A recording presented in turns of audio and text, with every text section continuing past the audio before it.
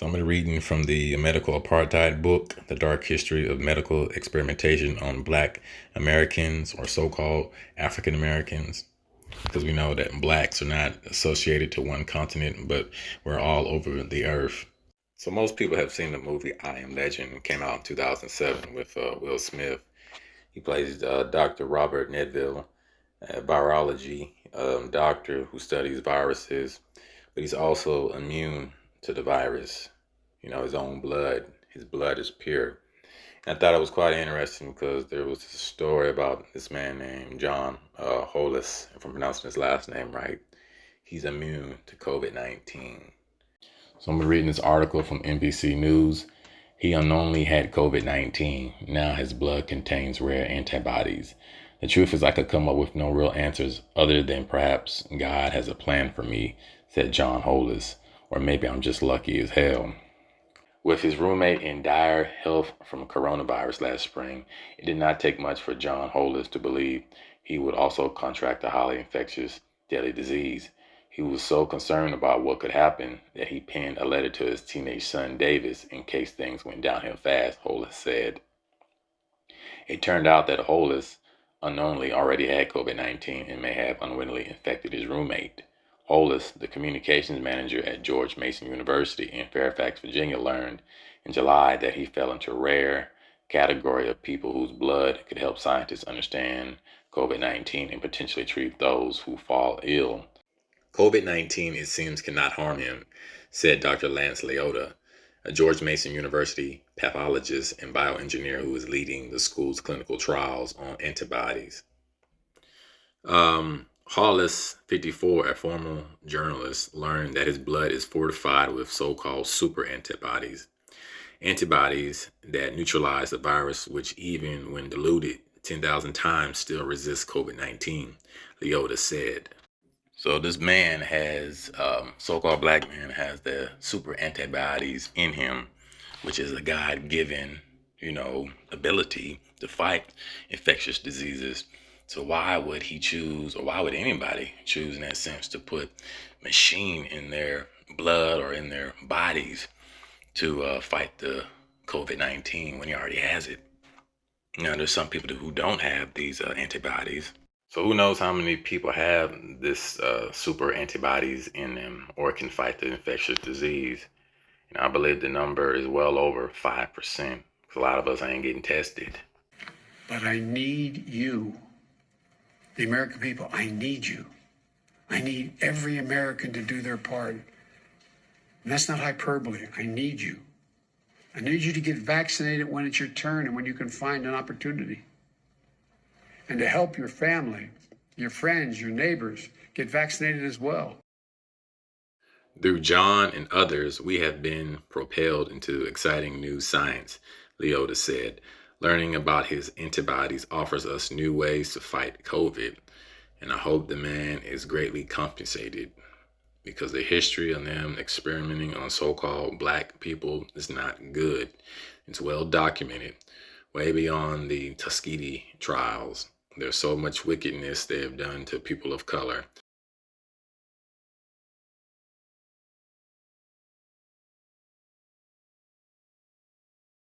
Yes, they deserve to die, and I hope they burn in hell. In short, using Hollis antibodies, the Y-shaped proteins in the blood used by the immune system to identify and fight bacteria and viruses, Leota and his team will, as part of their trials, understand exponentially better how to kill the coronavirus and mass-produce antibodies like John's for the general population to protect it from the virus, like the drug Regeneron, if I'm pronouncing that right, which President Donald Trump took after he announced in early October that he had tested positive. If that sounds crazy to you, imagine how it feels to me, said Hollis, a former sports journalist for the Atlanta Journal-Constitution. More than 20 million people in the United States have contracted the deadly virus as vaccines slowly become available. But treatment for the virus is still necessary, which makes Hollis super antibodies inestimably important. His story began after he took his son Davis on a trip to Europe in early March. And we know Europe was named after a so-called black woman, Europa, So we can't call them Europeans, but we can call them Caucasians. Not long after they returned from London and Paris, and just before flights into the United States were grounded, Hollis experienced congestion, which he associated with normal sinus issues that came with that time of the year for him. Symptoms passed quickly, but his roommate, who did not want to be named, became devastatingly ill with COVID-19 for a month. Fearing for his friend, Hollis stood by his door early in the morning and listened for movement to ensure that he was still alive. Hollis consistently wiped down the townhouse they shared and confined himself to his bedroom. He was scared to death, said Hollis' closest friend, Kevin W. Tidings, a lawyer in Charlotte, North Carolina. And the state of Charlotte is named after Sophia Charlotte, which was so-called black woman or mulatto. I called him just about every day for 2 weeks, checking on him. I was worried for him. He figured he would regret it. But to his credit, he manned up and stayed there because he didn't want to go out and give it to someone else. He was especially worried about his son. Hollis said he was petrified that Davis may have contracted COVID-19 on the trip. He was also scared that he could die from the virus and miss seeing his son grow into a man. I was at a strange peace with whatever happened to me, but saddened by the prospect of perhaps not living to see my son hit those major life milestones, such as graduating from high school, college, and getting married and becoming a father himself, Hollis said. April 8th, I sat down and wrote a letter to my son for him to have if I wasn't there. I wrote the first sentence and cried. I read it every month, and I cried right away. I'm just grateful I didn't have to give it to him. But Hollis did not fall noticeably ill. In mid-July, he volunteered to participate in a coronavirus study on campus, and enthusiastically backed by New George Mason University President Gregory Washington, and led by Loetta, a former deputy director of the National Institution of Health.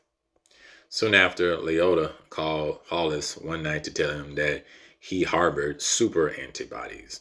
Hollis said he remembered feeling utter shock.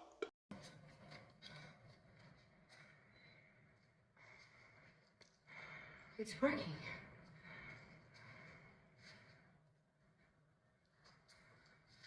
Level. It's working.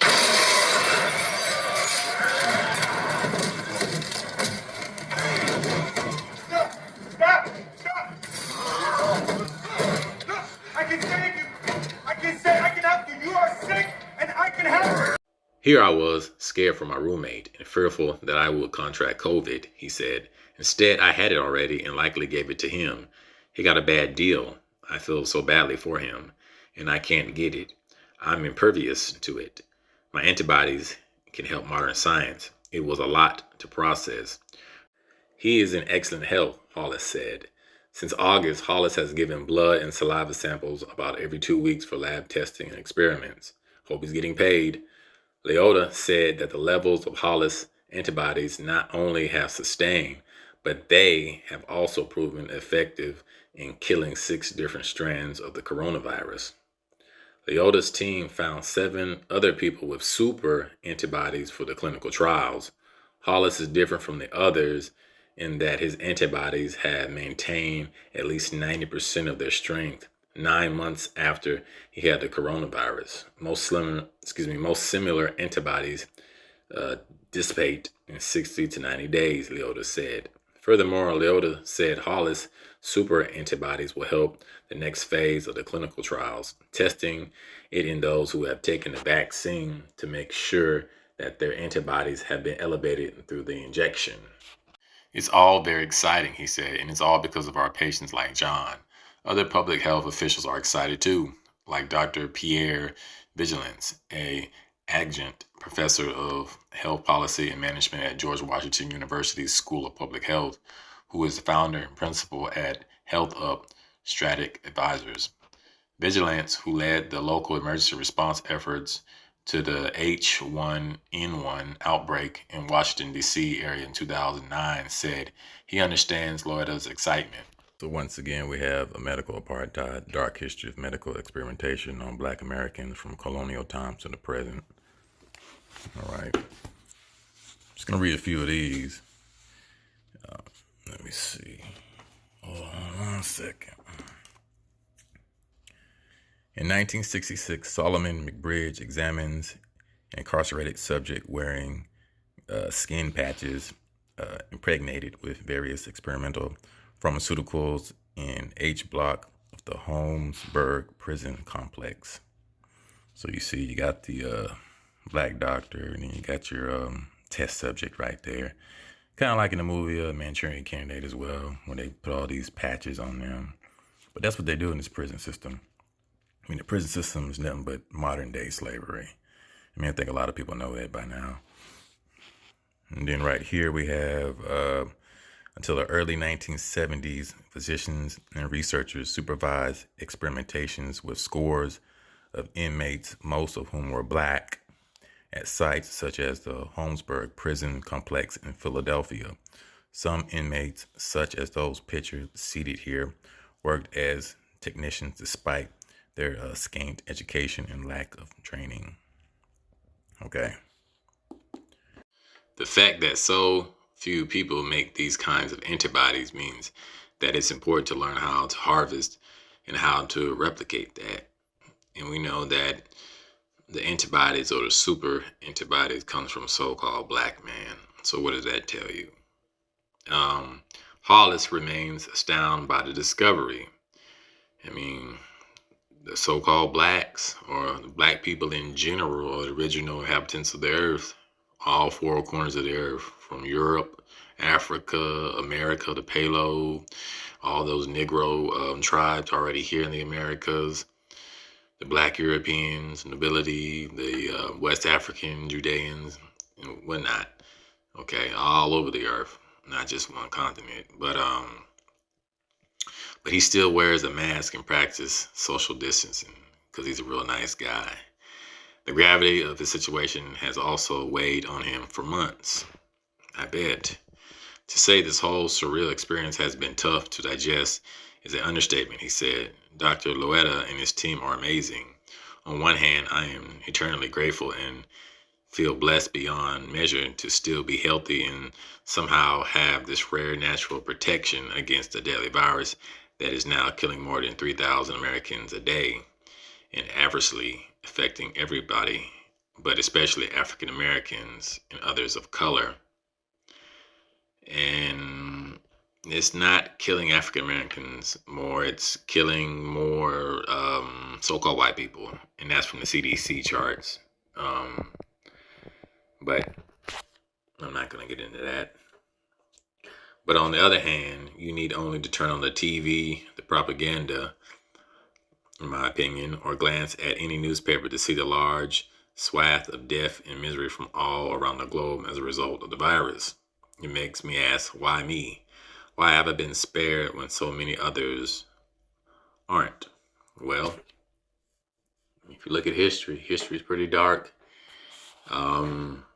Even, I'm not going to even say slavery, but just, like I said, the experimentations on so-called blacks, different races as well, but I'm just focusing on my people. But a lot of innocent blood has been shed, just like the plagues in Egypt. He said he has stayed up late nights since July pondering his experiments. The truth is, I could come up with no real answers other than perhaps God has a plan for me, he said, or maybe I'm just lucky as hell. Either way, I do know that I've long preached to my son that we all share a responsibility to make the world a better place than it was when we arrived. Never in a million years could I have envisioned this being how I might help to do just that. Then we have this asshole right here. Dr. Albert Klingman earned fame and millions of dollars by conducting medical research using prisoner subjects at the Holmesburg prison complex until the 1970s. Despite the complaints of research subjects that they were deceived and injured, he has never faced criminal charges or professional censure. Instead, he has been abroad for elevating or evading the specialty of dermatology. And here he is, this clown. Let me see.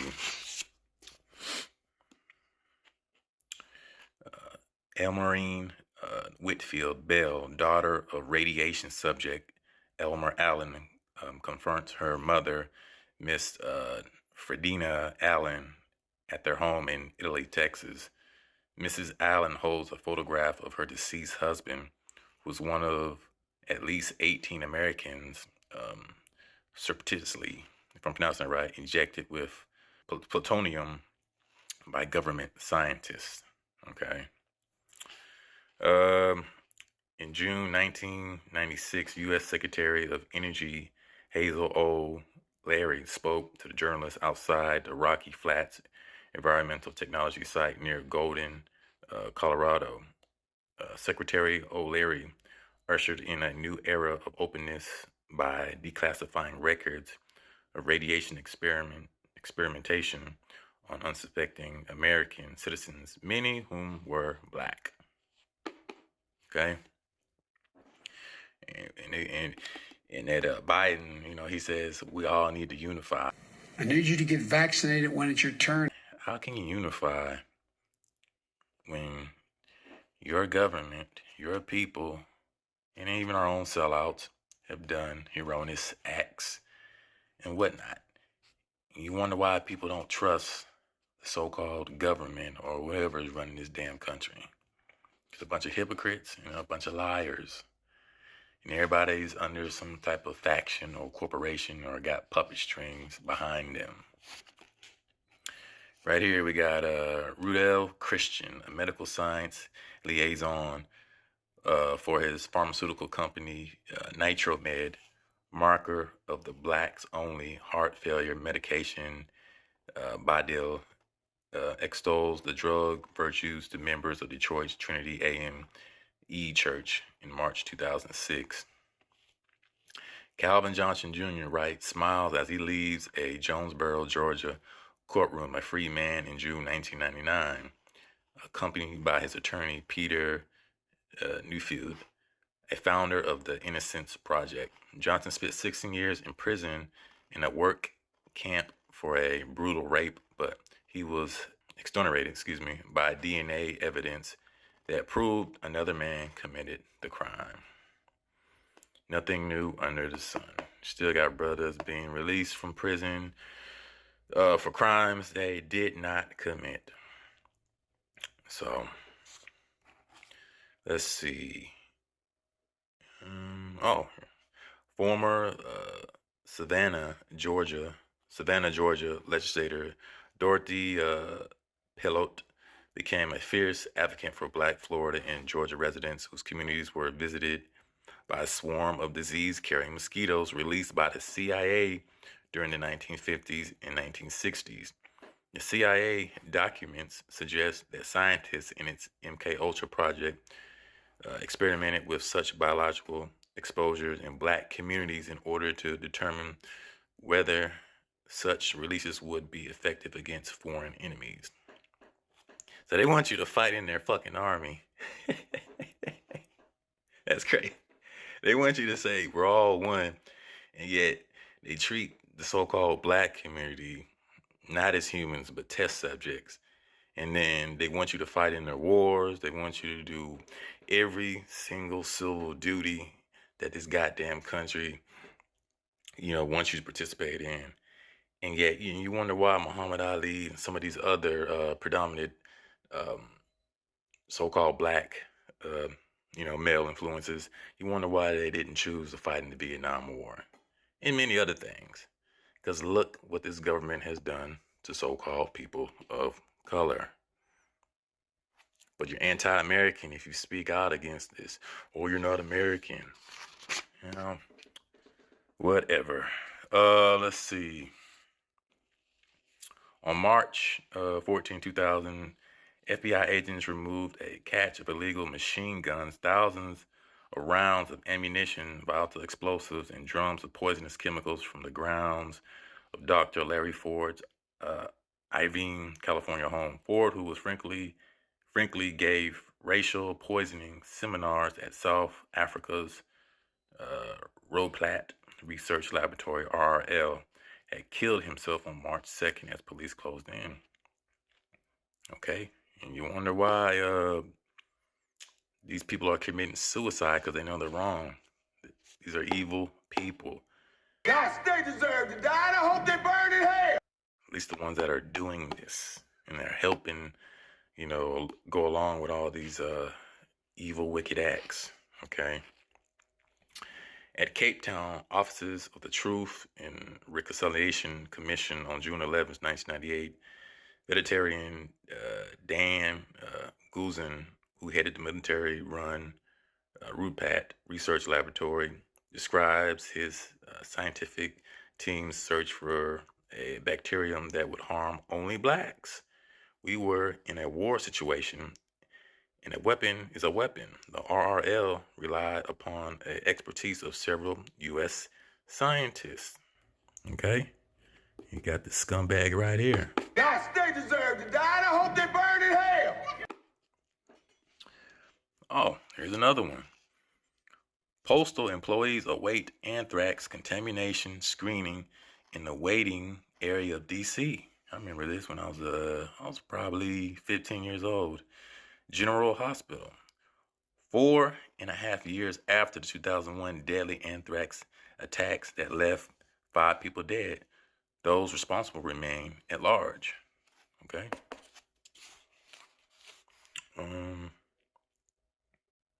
It's the same thing. Washington, D.C. Postal workers and sickness of 2 others from anthrax inhalation.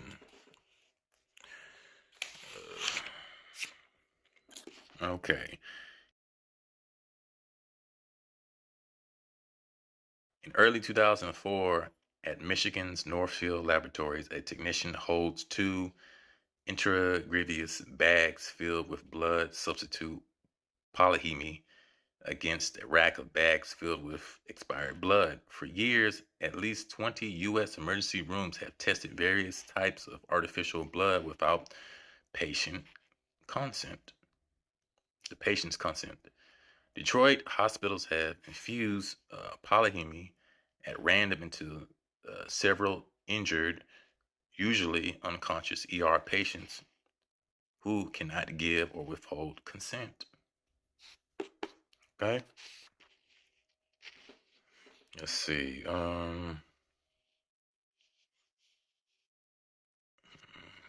Any more? Well, you see, this is our lovely medical field who we trust, and we give all our idolized and we give all our praise to the medical field. These people are not gods. They're not God. Okay.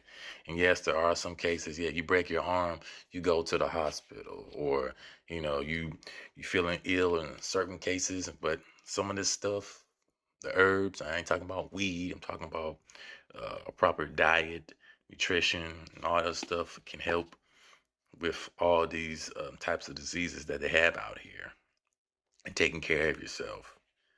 These people are not God. All they're doing is doing these experimentations on so-called blacks.